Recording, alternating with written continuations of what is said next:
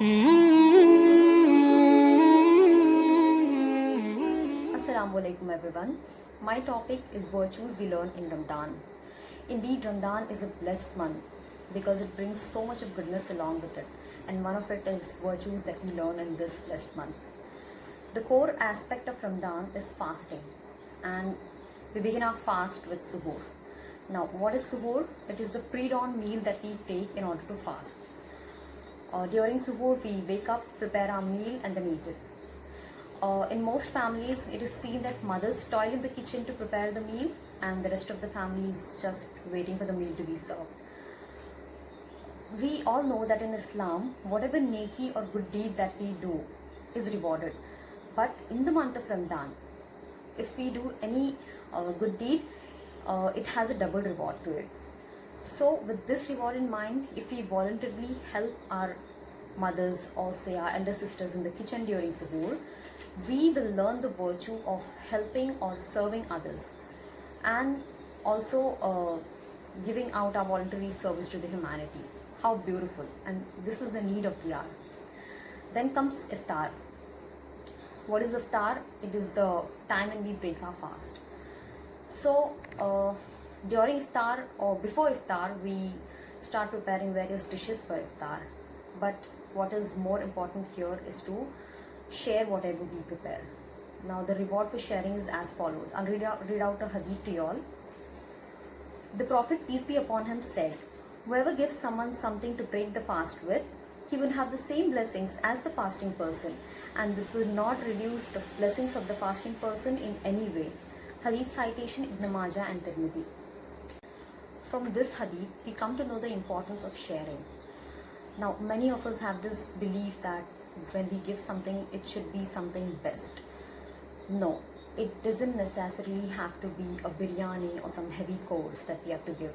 It could be as simple as giving some fruits. Okay, but the main purpose here is to share. Now, sharing is a virtue. Sharing itself is a virtue, and when we share, we automatically develop caring or concern towards the other person, which is another virtue.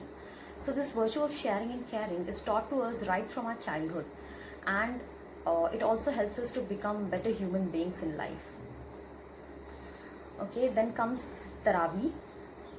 What is Taraweeh? Taraweeh is basically a prayer, like how we have our 5 times daily prayer. So we have this additional prayer, that is Taraweeh, in the month of Ramadan. Let me also share the time and duration of Taraweeh. Okay, this prayer is performed after breaking the fast, not right after breaking the fast.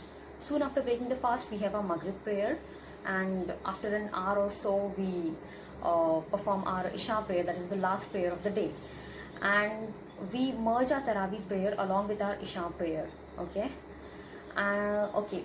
One thing to note here is the Taraweeh prayer is quite longer than the usual prayers, and merging it with Isha prayer makes it even more longer.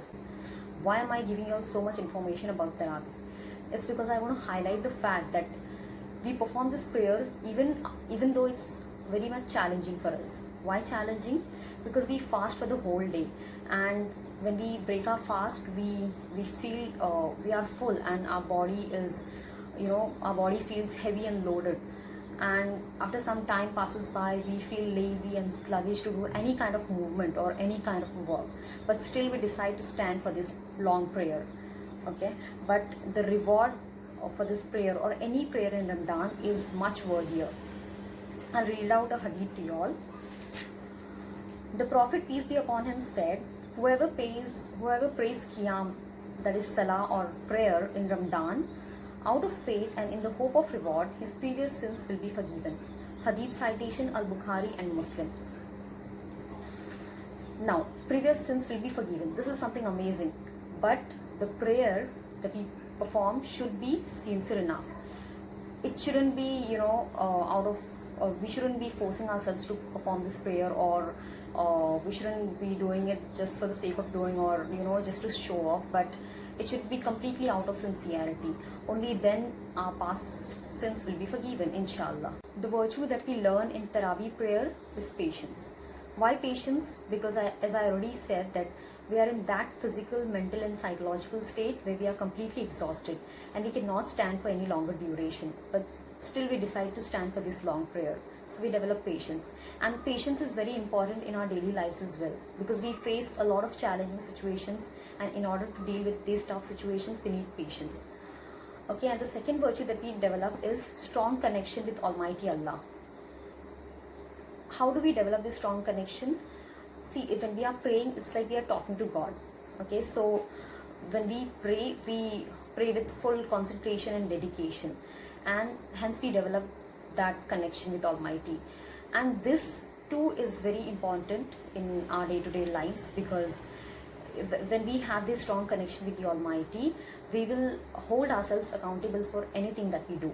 We will know that whatever wrong that we do will be taken account of. So we refrain ourselves from committing anything, any evil or any sin. Then comes zakat, which is also known as alms giving. Now, what is zakat? We give 2.5% of our wealth to the poor and needy, again with uttermost sincerity. What is the reward for zakat? The Prophet, peace be upon him, said, "Shield yourselves from hellfire even by giving half a date in charity." Hadith citation, this is one of the Sahih Hadith. First of all, giving zakat saves us from hellfire. That is, zakat works as a shield from against hellfire. Secondly, in this Hadith, it is said that giving half a date is fine, but that doesn't mean that we have to give half a date as a zakat. This is for those people who cannot afford much to give. What it actually means is that we should give whatever we have or whatever we possess. It shouldn't necessarily be wealth, or that is our money or gold or silver. We should give whatever we have, no matter how small that thing is. It could be as simple as a half a date. But we should make sure that we do our part in helping or feeding the needy. So in zakat, the virtue that we learn is selflessness. Okay, when we take out the share of poor and needy from our wealth that is very much dear to us. We all know that wealth is very important to us, and we do not like to share our wealth with others. But still, we do this only and only to please Almighty Allah. So we take the share of poor and needy and we give them. Okay, and so we do not become selfish here. We become selfless, and certainly the giver is way better than the taker. The second virtue that we learn here is empathy. Why empathy? Because when we give zakat, we don't just give zakat, but we also empathize with that poor person for the struggles they face in their lives. Okay, and when I give zakat, I don't cut off with that person. I also keep in contact with that person, and I help that person whenever in need. So selflessness and empathy we learn from zakat. Then comes the 5 nights. If you have watched the previous videos on our channel, there's this video on the topic Night of Decree, which tells us everything about this night. Okay, I won't be going in detail, but let me just brief you all about it. So there's this Night of Decree, which is also known as Laylatul Qadr, which is said to be better than 1,000 months. One night is better than 1,000 months. So, and it is also said that in this night, whatever dua we make is guaranteed to be accepted, which makes this night even more important to us. So what Muslims do on this night is basically, actually there are 5 nights, 5 odd nights, from which we'll have to hunt this Night of Decree and achieve it. Okay, by hunting I mean we do a lot of ibadah. We perform prayer, we make supplications, we recite the Holy Quran, we do charity, and we repent for our past sins, and so on. So the reward for this night is there are ample of rewards. Okay, we get if we achieve this night. It's like the person who has achieved this night is like the person has become successful. So the main reward that I want to highlight is that the dua will be accepted. Okay, when our duas are accepted, we feel achieved. So this is the reward. And coming to the virtues of this night, we don't just, as I already said, that we don't just stay awake, but we also do a lot of ibadah, we do a lot of movement. So we control our sleep and so on. And thus we develop the virtue of controlling ourselves or controlling our desires. Okay, and by the way, we control our sleep, and sleep is not a desire, sleep is a need.